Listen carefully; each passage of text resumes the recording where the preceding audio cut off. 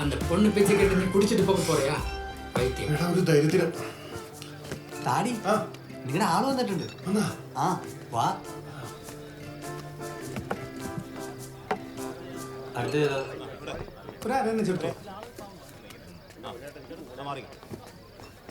டேய் இன்னைக்கு சொல்லடா.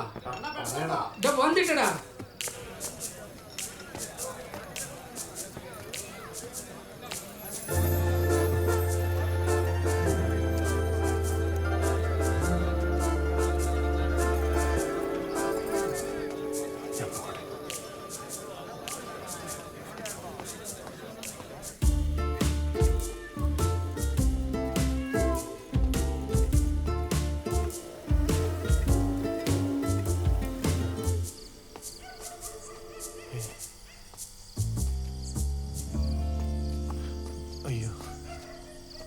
അതെ, താൻ എന്തിനാ എന്റെ പുറകെ ഇങ്ങനെ നടക്കുന്നേ?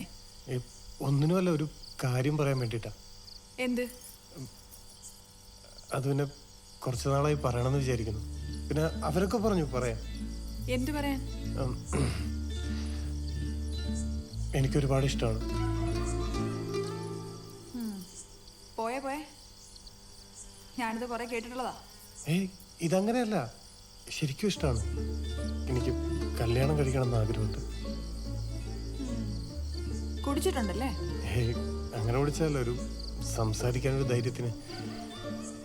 അല്ല, നിങ്ങളും കുടിക്കാറില്ലേ എന്ന് കരുതി മോശമാണെന്നല്ലോ. എടോ, നിന്നെ പോലെ 100 പേരിന്റെ പിന്നാലെ നടക്കാറുണ്ട് എന്ന് വെച്ച് അവരെല്ലാം കെട്ടാൻ പറ്റുമോ? ശേഷം അങ്ങനല്ല, നമ്മൾ തമ്മിൽ 1 വർഷമായില്ലേ കാണാൻ തുടങ്ങിയിട്ട്. ഒരുപാട് ആലോചിച്ചിട്ടാ ഞാൻ പറയുന്നത്.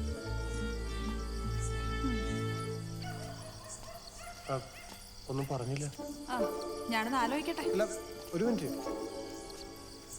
എന്താ? പേരൊന്ന് പറയോ? നസീമ. അതെ, ഒരു മിനിറ്റ്. ഇനി എന്താ? ആ മുഖം ഒന്ന് കാണിച്ചാൽ കൊള്ളായിരുന്നു.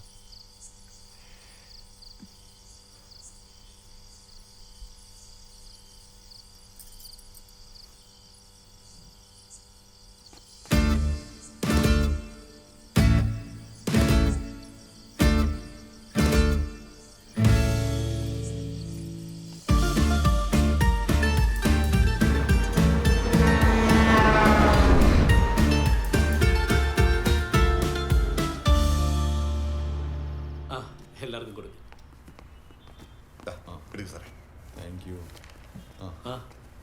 മാഡം, നമ്മുടെ സുധീർ സാറിന്റെ മോളുടെ ബർത്ത്ഡേ. ഓ, happy birthday. Thank you madam.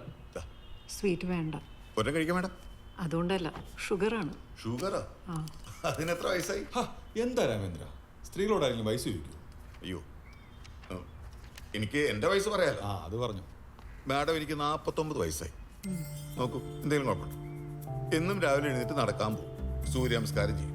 Sugar ഇല്ല, കൊളസ്ട്രോൾ ഇല്ല. നമ്മളൊന്ന് മനസ്സ് വെച്ചാൽ ഷുഗറൊക്കെ പമ്പ കിടക്കും, അല്ലേ സാറേ? ചെയ്യാൻ ആഗ്രഹമില്ല, എന്നിട്ടല്ല, സമയം കിട്ടാറില്ല. അതൊക്കെ നടക്കുമെന്നേ. ശരി, നോക്കാം. ശരിയാണ് സാറേ. എന്തോന്ന്? അതൊക്കെ ഞാൻ നിന്നോട് നേരത്തെ സംസാരിച്ചു കഴിഞ്ഞല്ലേ. പിന്നെന്താ, നീ പോയി പണിയെടുത്തേ. നീ പോയി പണിയെടുക്കടാ.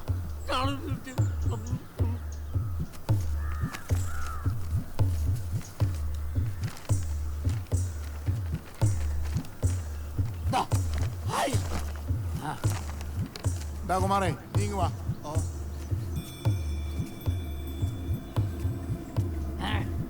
ഇതൊന്ന് വായിച്ചേ.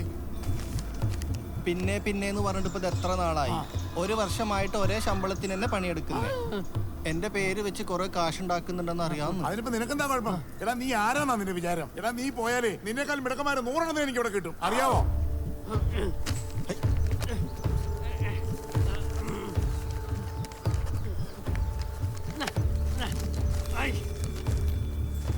ഞാൻ പോന്ന ശേഷം ശ്രീകണ്ഠൻ മുതലാളിയുടെ അവസ്ഥ എന്താണെന്ന് അറിയാലോ. നീ എന്നെ ഭീഷണിപ്പെടുത്തണോടാ? ഇറങ്ങിപ്പോടാ നായിന്റെ മോനെ ഇവിടുന്ന്. എടാ, നീ എന്നെ പിടിച്ചാൽ മാത്രം ആയോടാ? ഇറങ്ങി പോടാ ഇവിടുന്ന്. ഇനി ഇതിനകത്തെ കാലം നിന്നെ കണ്ടാണല്ലോ, നിന്റെ കയ്യും കാലും ഞാൻ വെട്ടി അടിക്കും. പോയി പിച്ചെടുത്ത് ജീവിക്കടാ പട്ടി.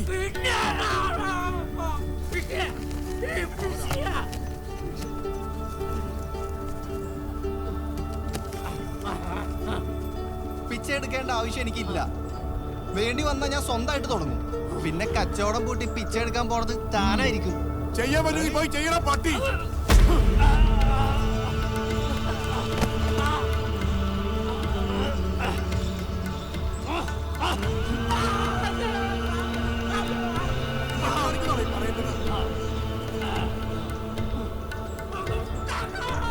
എന്താണ് ഓടാ പണി നോക്കി.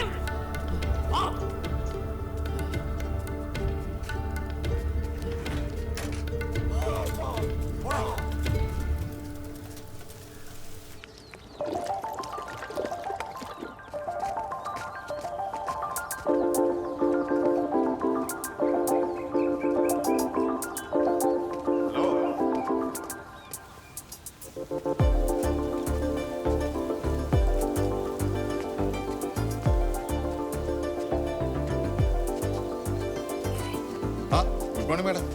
ആ നടത്തമൊക്കെ തുടങ്ങി. സ്ഥിരം ഇവിടെയാണോ നടക്കാൻ ആ വരാറുള്ളത്? എന്തായാലും രാമേന്ദ്രൻ പറഞ്ഞല്ലേ, ഞാനൊന്ന് ശ്രമിച്ചു നോക്കാന്ന് വിചാരിച്ചു. ഷുഗർ കുറയും നോക്കട്ടെ. അത് നന്നായി. നമുക്ക് ഒരുമിച്ച് നടക്കാം. ഓ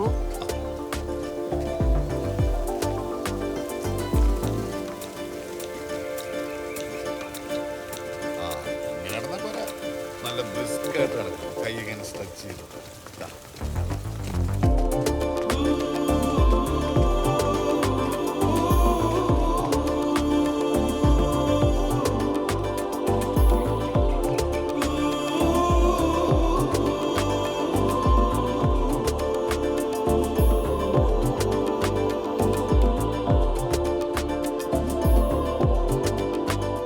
അല്ല, നിങ്ങൾ എന്ത് പണി കാണിച്ചത്? വാസു ഇവിടെ ഉണ്ടെന്നുള്ളതിന്റെ പേരിൽ മാത്രമാണ് നിങ്ങളെ ഈ പണി ഏൽപ്പിച്ചത്. അതിനിപ്പോ എന്താടാ ചെയ്യാ, നീ പേടിക്കണ്ട. അതിനേക്കാൾ നല്ല പണിക്കാരെ വെച്ച് നല്ല ഭംഗിയായിട്ട് ഞാൻ ചെയ്തു തന്നോളാം. ആ ചെയ്തു തന്നാ മതി. ആ കുറെ കൂടി വെള്ളം ഒഴിച്ച് കുഴക്കടാ. വാസു, നിന്നോടുള്ള വിശ്വാസം കൊണ്ട് മാത്രമാണ് ഞാൻ ഇതിനൊക്കെ നിൽക്കുന്നത്. നീ അവിടെ ഉണ്ടായിരുന്നോണ്ടാണ് ഈ പണി അവിടെ ഏൽപ്പിച്ചത്. നീ അവിടുന്ന് വഴക്കിട്ടിറങ്ങി പോകുന്നില്ല. അതുകൊണ്ട് ഞാൻ വന്ന് കമ്മിറ്റിക്കാരോട് പ്രത്യേകമായി പറഞ്ഞ് ഞാൻ നിനക്ക് വേണ്ടി ശരിയാക്കി തരുന്നതാണ് ഈ പണി. മനസ്സിലായോ? നീ നന്നായിട്ട് ചെയ്യുന്നറിയാം, പക്ഷെ സമയത്തിന് തീർത്തു കൊടുക്കണം കേട്ടോ. ആ മനസ്സിലായി മനസ്സിലായി. വാ വാ.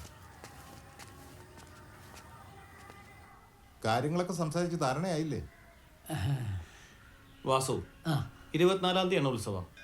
22-ാം തീയതിക്ക് മുമ്പ് വിഗ്രഹത്തിന്റെ പണി തീർത്തു തരണം. പണി ഞങ്ങൾ സുന്ദരേശന് കൊടുത്തതാണ്. പിന്നെ ഇതിപ്പോ അജയൻ പറഞ്ഞോട്ടാ. പിന്നെ മുൻകൂർ പണം കൊടുക്കുന്ന രീതി ഞങ്ങൾക്കില്ല. വിഗ്രഹത്തിന്റെ പണി ഞങ്ങൾ പറഞ്ഞ സമയത്ത് പരിപൂർണമായിട്ട് തീർത്തു തരുമ്പോൾ മുഴുവൻ പൈസയും തരും. ആ സമ്മതമല്ലേ? അങ്ങനെയാണെങ്കിൽ നമുക്ക് കരാറിൽ ഒപ്പിടാം. വാസു, ഈ എഗ്രിമെന്റ് ഒന്ന് നോക്കട്ടെ.